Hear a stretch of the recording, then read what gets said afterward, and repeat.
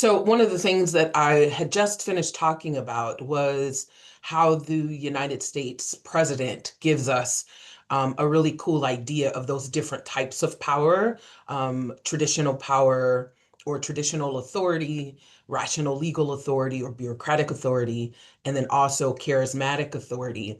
I think there's part of our history that becomes a really good example too in how we can understand the difference or that relationship between power and authority and what is legitimizing that authority to use power. And that example that I like to use is talking about the Emancipation Proclamation, which was proclaimed by Abraham Lincoln, president of the Union at the time, during the Civil War, and was meant to go into effect, I believe, on January 1st, 1865. And here's what is important. Was it 1865? 1863 is the date of the Emancipation Proclamation. So if you remember, or if you don't know, this map that I'm showing you on our screen now is the way that the United States had broken up during the Civil War. These red states had seceded or left the United States in order to become the Confederate States of America. They had a new president by the name of Jefferson Davis. In other words, when we talk about those power and what kinds of power are we talking about? Where's that power coming from? Jefferson Davis had the authority to wield power as the president of the Confederate States of America because they had created their own new nation. So the authority meant that he was justifiable in making decisions on behalf of the Confederacy. Again, politics is who gets what, when, and how, and we develop these formal systems by which we decide who is in the position to make those decisions, what gives them that authority. So he could use the power of his office as the president of the Confederacy because he was chosen or he represented the people in the Confederacy.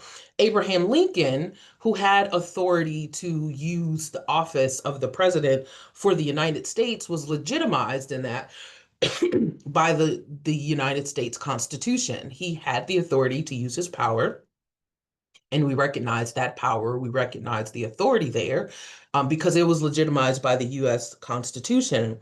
The problem with this proclamation, however, is that he no longer had legitimacy from those southern states. When those states on our picture in the red color left the United States to create the Confederate States of America, he no longer legitimately had the authority to use any kind of power in those southern states. So when we think about civil war as a clash of power, the northern states versus the southern states, or the states that it remained in the Union versus those southern states, and we think about the example of something like the proclamation, the Emancipation Proclamation that Abraham Lincoln wrote and sort of put out as a proclamation or an executive order and says, all of the slaves in the southern states, in those Confederate states, are hereby granted their freedom. The problem is that he was not in any position to wield any kind of power in those southern states. The US Constitution gave him the authority to make decisions on behalf of the United States of America. But when the southern states left the Union and were part of the Confederate States of America, then there's nothing that the president of the United States could tell them what to do. That's as if we decided that the president of the United States can go tell them what to do in Canada, for instance. Is he a powerful person in our country? Whoever our president is, whoever has that office, absolutely. Is the office itself a powerful office? Absolutely. But he has no authority to tell people in Canada what to do because there is no legitimate use of that authority.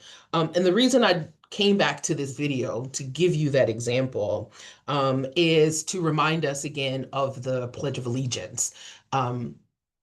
We pledge allegiance to the flag of the United States of America and to the republic for which it stands, one nation, under God, indivisible speaks to this very situation.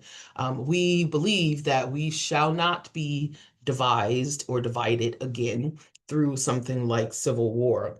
And what's important about that, as the United States, that state word is important because by definition, state is a formal organization that has monopoly on the legitimate use of violence. That's the definition of state, the legitimate use of violence, and they have a monopoly on that. If you or I or any citizen in the US, for instance, uses violence in order to exert power, and we have no legitimate use for, no legitimate authority to use that power, then we find ourselves in trouble. This idea that we can force people to do what we want them to do through the use of violence, for instance, does that make us powerful? Absolutely. But do we have the authority to use that violence in situations? Not likely, because there's nothing that's going to legitimize that power. Having questions about whether or not parents can spank their children, for instance, that's precisely that question. Do they have the power of their bigness, of their adultness, of their parentness? Absolutely. But is their power in using that kind of authority or using that kind of power in that way legitimate? That's back to that sort of that challenge or that question.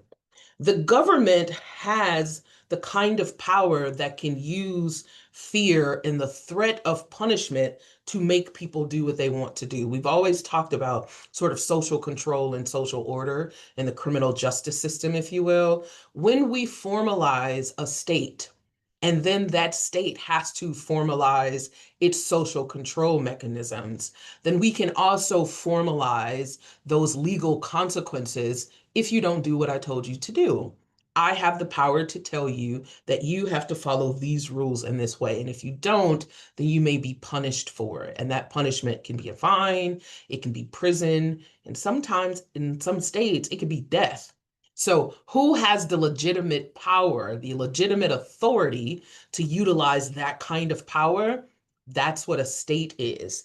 And that's important for the most part. The state doesn't have to utilize that force. We expect that the government is never going to come down on its people and do things terribly like that because we have a constitution that legitimizes the kind of power that we give them the authority to use. If they ever decided, the government decided to utilize that kind of power that we don't consider legitimate and that then we don't accept that they have or don't legitimize their use of that power, we don't believe they have the authority, then can they still do what they're doing? Absolutely. But this is where the people would fight back in that way.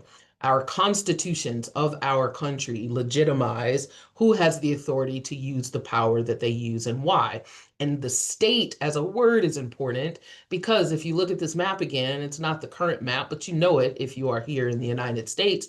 We are a set of states. Each one of our states is a country into in its own right, if you will. And so we are United States, essentially a state of states or a country of states. And we decided to be federally or federated in such a way that now all of our states are working together. That United States, that decision to act as a federation instead of separate states with all of the rights that they have, is also why we see politically a lot of these challenges and debates between what can states have the right to do on their own and what kinds of ways might the state have to bow down to what the federation is saying. So we get back even to the question of liberty and justice for all, because states want to have the liberty to make the decisions that they want to make on behalf of that state. And sometimes they are limited or there are regulations that comes from the federal government that says you can't do that as a federation. However, though, federally, that's not allowed. So even if that's what you want to do in your state, it's not allowed federally. And we decided that we're going to operate in a federation, all of our states together. So that liberty and justice for all, we certainly see those kind of debates and challenges, states' rights versus federal government kinds of rights. And this is where the power of the people is always important. Again, because we have a say as to who we choose to represent us in the federal government and also in our state governments and in our local municipality and regional governments.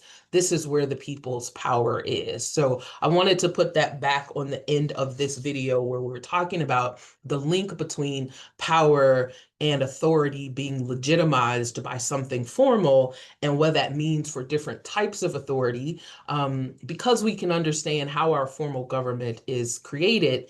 And the president is a very good example of seeing those different types of authority in action, and this idea of the Emancipation Proclamation and what that meant for the country when we were divided, and what that means for state rights versus federal rights. So just the Pledge of Allegiance tells us a whole lot. I pledge allegiance to the flag of the United States of America and to the republic for which it stands, one nation, a nation of states, under God, indivisible, with liberty and justice for all. I don't think you'll say the pledge in the same way anymore. I hope not, at least.